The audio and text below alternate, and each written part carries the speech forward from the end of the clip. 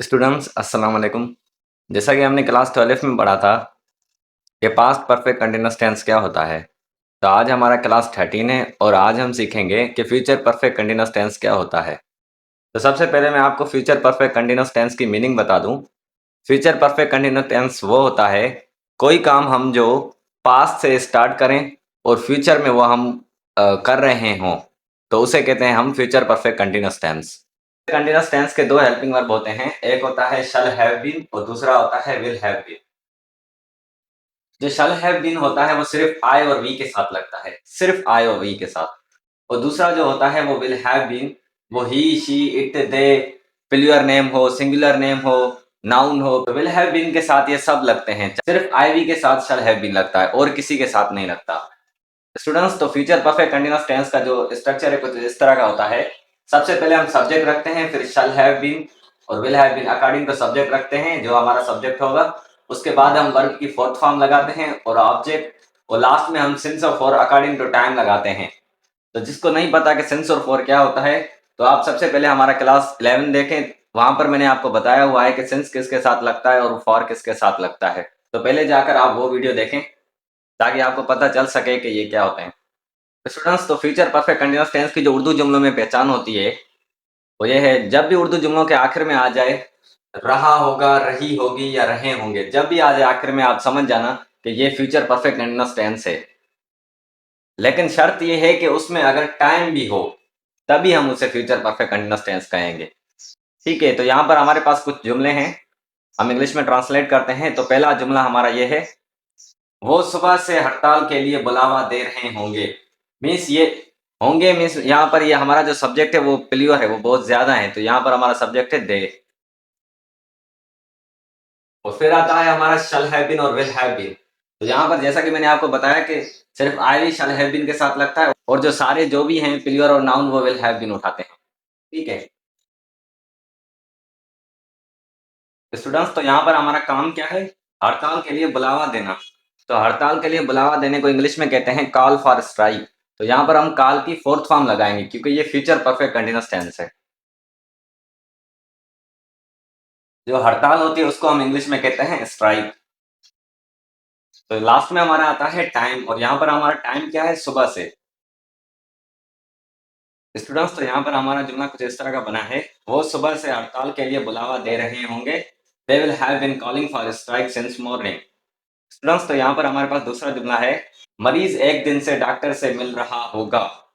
तो यहाँ पर हमारा सब्जेक्ट है मरीज, तो मरीज को इंग्लिश में कहते हैं पेशेंट। तो यहाँ पर हमारा काम क्या है, डॉक्टर से मिलना, तो मिलने को कहते हैं मीट। और यहाँ पर हमारा ऑब्जेक्ट क्या है, डॉक्टर से। और लास्ट में हमारा आता है टाइम, और यहाँ पर हमारा टाइम क्या है, एक दिन से। तो यहाँ पर हम फॉर लगाएंगे क्योंकि ये वक्त की तादाद बता रहा है। स्टूडेंट्स, तो यहाँ पर हमारा जुमला कुछ इस तरह का बना है, मरीज एक दिन से डॉक्टर से मिल रहा होगा। Patient will have been meeting with doctor for one day.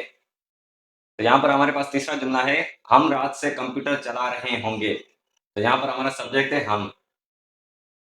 तो जैसा कि मैंने आपको बताया था कि आई और वी के साथ लगता है शैल हैव बीन, तो यहाँ पर हम शैल हैव बीन लगाएंगे। तो यहाँ पर हमारा काम क्या है, कंप्यूटर चला रहे होंगे। तो कंप्यूटर चलाने को इंग्लिश में कहते हैं यूज कंप्यूटर। और लास्ट में हमारा आता है टाइम, और यहाँ पर हमारा टाइम क्या है, रात से। तो यहाँ पर हमारा सेंटेंस कुछ इस तरह का बना है, हम रात से कंप्यूटर चला रहे होंगे। We shall have been using the computer since night. Students, तो ये थे हमारे फ्यूचर परफेक्ट कंटीन्यूअस टेंस के पॉजिटिव सेंटेंस। अभी हम इसके नेगेटिव सेंटेंस करते हैं। तो अगर आपको किसी भी जुमले में अभी भी डाउट है तो आप मुझसे कमेंट बॉक्स में पूछ सकते हैं। स्टूडेंट्स, तो यहाँ पर मेरे पास फ्यूचर परफेक्ट कंटीन्यूअस टेंस के कुछ नेगेटिव सेंटेंस है। तो सबसे पहले मैं आपको नेगेटिव स्ट्रक्चर बता दूं। तो पहले हम सब्जेक्ट रखते हैं, फिर शैल या विल अकॉर्डिंग टू सब्जेक्ट रखते हैं, फिर नॉट, फिर हैव बीन, फिर वर्ब की फोर्थ फॉर्म और ऑब्जेक्ट, और लास्ट में हम रखते हैं सिंस और फॉर अकॉर्डिंग टू टाइम। तो जैसा कि मैंने आपको पहले भी बताया हुआ है कि जो हमें नेगेटिव सेंटेंस बनाना होता है, तो हमारा जो पहला हेल्पिंग वर्ब होता है हम उसके बाद नॉट लगाते हैं। और इसी सेम तरह जब भी हमें इंटीरोगेटिव सेंटेंस बनाना होगा तो हम जो पहला नॉट से पहले वाला जो हेल्पिंग वर्ब होगा वो हम उठा के सब्जेक्ट से पहले रख देंगे। तो वो हमारा बन जाएगा इंटीरोगेटिव सेंटेंस। नेगेटिव बनाना होगा तो हम नॉट देंगे पहले हेल्पिंग वर्ब के बाद। अगर इंटीरोगेटिव बनाना होगा तो जो नॉट से पहले वाला हेल्पिंग वर्ब होगा उसको उठाकर हम सब्जेक्ट से पहले ले आएंगे। तो अभी हमारे पास कुछ जुमले हैं, हम इंग्लिश में ट्रांसलेट करते हैं। तो पहला जुमला हमारा ये है, हम 2 साल से नौकरी तलाश नहीं कर रहे होंगे। तो यहाँ पर हमारा सब्जेक्ट है हम। तो यहाँ पर हमारा काम क्या है, नौकरी तलाश करना। तो तलाश करने को कहते हैं फाइंड। तो यहाँ पर हमारा ऑब्जेक्ट है नौकरी। और लास्ट में हमारा आता है टाइम, और यहाँ पर हमारा टाइम क्या है, 2 साल से। स्टूडेंट्स, तो यहाँ पर हमारा सेंटेंस कुछ इस तरह का बना है, हम 2 साल से नौकरी तलाश नहीं कर रहे होंगे। We shall not have been finding the job for 2 years। तो यहाँ पर देखें, ये भी शल भी हमारा वर्ब है, हैव भी हमारा वर्ब है, बीन भी हमारा वर्ब है, फाइंडिंग भी हमारा वर्ब है। तो यहाँ पर हमारे 4 वर्ब हैं। तो हमें जो नॉट लगाना होगा वो हम पहले हेल्पिंग वर्ब के बाद लगाएंगे। तो यहाँ पर हमारे पास दूसरा जुमला है, कैदी मार्च से जुल्म बर्दाश्त नहीं कर रहा होगा। तो यहाँ पर हमारा सब्जेक्ट है कैदी। तो कैदी को इंग्लिश में कहते हैं प्रिजनर। तो यहाँ पर हमारा वर्क क्या है, बर्दाश्त करना। तो बर्दाश्त करने को इंग्लिश में कहते हैं टॉलरेट, या इंड्योर भी कहते हैं। तो यहाँ पर मैं सिंपली टॉलरेट लिख देता हूँ। तो यहाँ पर हमारा ऑब्जेक्ट क्या है, जुल्म बर्दाश्त करना। तो जुल्म को इंग्लिश में कहते हैं विक्टिमाइजेशन। और लास्ट में हमारा आता है टाइम, और यहाँ पर हमारा टाइम क्या है, मार्च से। स्टूडेंट्स, तो यहाँ पर हमारा सेंटेंस कुछ इस तरह का बना है, कैदी मार्च से जुल्म बर्दाश्त नहीं कर रहा होगा। Prisoner will not have been tolerating victimisation since March. तो यहाँ पर हमारे पास तीसरा जुमला है, वो 5 घंटे से जर्मनी नहीं जा रही होगी। तो यहाँ पर हमारा सब्जेक्ट है शी, क्योंकि यहाँ पर लास्ट में देखें रही होगी आया है। तो यहाँ पर हमारा काम क्या है, जाना। तो जाने को इंग्लिश में, जैसा कि आपको मैंने पहले भी बताया हुआ है, कि गो कहते हैं। और यहाँ पर हमारा ऑब्जेक्ट क्या है, जर्मनी। ठीक है, और लास्ट में हमारा आता है टाइम, और यहाँ पर हमारा टाइम क्या है, 5 घंटे से। तो यहाँ पर हमारा जुमला कुछ इस तरह का बना है, वो 5 घंटे से जर्मनी नहीं जा रही होगी। She will not have been going to Germany for 5 hours। Students, तो ये थे हमारे फ्यूचर परफेक्ट कंटीन्यूअस टेंस के कुछ नेगेटिव सेंटेंस। अभी हम इसके इंटीरोगेटिव सेंटेंस करते हैं। तो अगर अभी भी आपको कोई डाउट है जुमले में तो आप मुझसे पूछ सकते हैं। स्टूडेंट्स, तो यहाँ पर मैंने फ्यूचर परफेक्ट कंटीन्यूअस टेंस के कुछ इंटीरोगेटिव सेंटेंस लिखे हैं। जैसा कि मैंने आपको पहले भी समझाया था इंटीरोगेटिव स्ट्रक्चर किस तरह होता है। सबसे पहले हम शालियां विल रखते हैं, फिर सब्जेक्ट, फिर हैव बीन, फिर हम वर्ब की फोर्थ फॉर्म लगाते हैं, फिर ऑब्जेक्ट, और लास्ट में हम रखते हैं टाइम और क्वेश्चन मार्क।